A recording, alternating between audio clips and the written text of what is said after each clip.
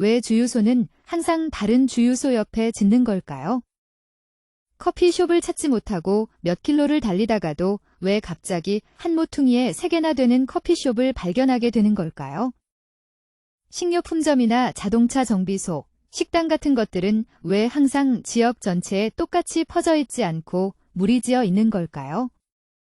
사업을 어디에서 할 것인가를 결정하는 데는 고려해야 할 것들이 여러 가지 있겠지만 비슷한 회사들이 한 군데 모여 있는 것은 공간 경쟁에 대한 호텔링의 모형이라는 아주 간단한 이론으로 설명할 수 있어요. 별표 호텔링의 법칙, 하텔링즈로. 헤럴드 하텔링이라는 수리 경제학자가 만든 법칙으로 생산자들은 가능한 유사한 제품을 만들려고 하는 경향이 있다는 이론. 여러분이 해변에서 아이스크림을 팔고 있다고 가정해보죠. 해변은 1.6km 길이의 경쟁자도 없다고 해보죠. 아이스크림을 가장 많이 팔려면 가게를 어디에 두어야 할까요? 가운데겠죠. 그 반인 800m는 해변의 끝에서 걷기에 조금 멀 수도 있지만 그래야 최대한 많은 사람들에게 물건을 팔 수 있어요. 어느 날 장사를 하러 갔더니 사촌인 테디가 해변에 나타납니다. 자기 아이스크림 수레를 끌고요. 사실 테디는 똑같은 아이스크림을 팔고 있거든요. 그래서 두 사람은 해변을 반으로 나눠 장사하기로 합의합니다.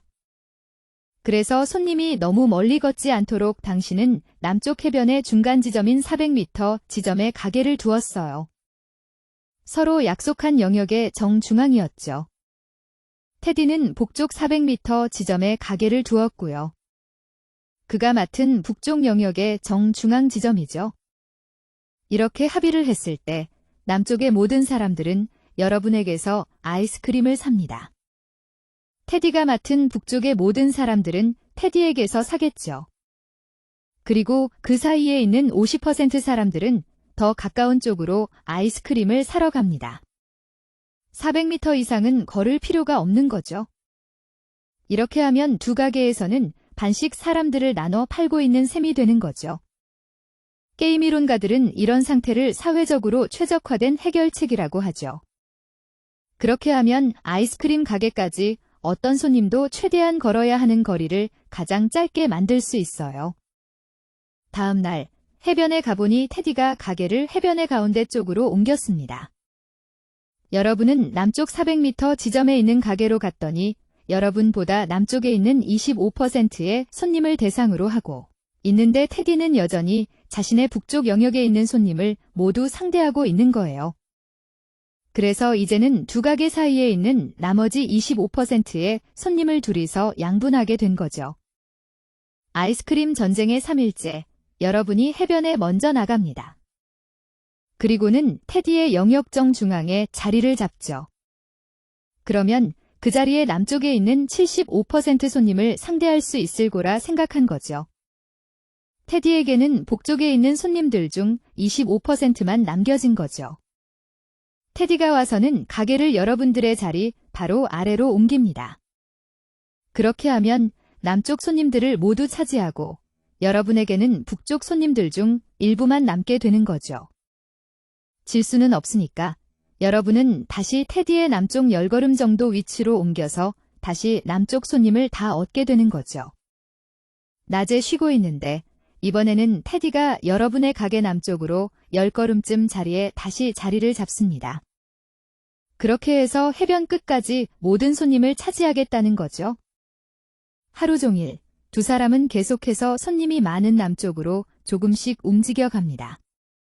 그래서 결국 두 사람은 남쪽 지역의 정중앙에 멈추게 되죠. 다시 아이스크림을 먹고 싶어하는 손님들을 반반씩 차지하게 됩니다. 여기서 당신과 그 경쟁자인 테디는 게임 이론가들이 말하는 내쉬의 평형점에 도달하게 된 거예요. 별표 내쉬, 존 포어브즈 내쉬, 미국의 수학자. 평균점 이론 등으로 노벨 경제학상을 받았으며 영화 뷰티풀 마인드의 실제 주인공. 이 지점은 어느 누구도 지금 현재의 전략을 바꿔 자리를 움직여도 판매가 더 좋아지지 않는 곳이죠. 각자가 해변의 400m 지점에 위치하기로 했던 원래의 전략은 오래가지 않아요. 그건 내쉬의 평형점이 아니거든요. 두 사람 중 누구든 아이스크림을 팔러 움직일 수는 있지만 두 사람 모두 해변의 중앙에 자리했기 때문에 현재의 대상, 손님을 잃지 않으면서 더 멀리 있는 손님에게 가까이 움직일 수가 없는 겁니다. 하지만 이제는 더 이상 사회적으로 최적화된 지점은 아니죠. 왜냐하면 해변의 양쪽 끝에 있는 손님들은 달콤한 아이스크림을 맛보려고 필요보다 더 많이 걸어야 하니까요.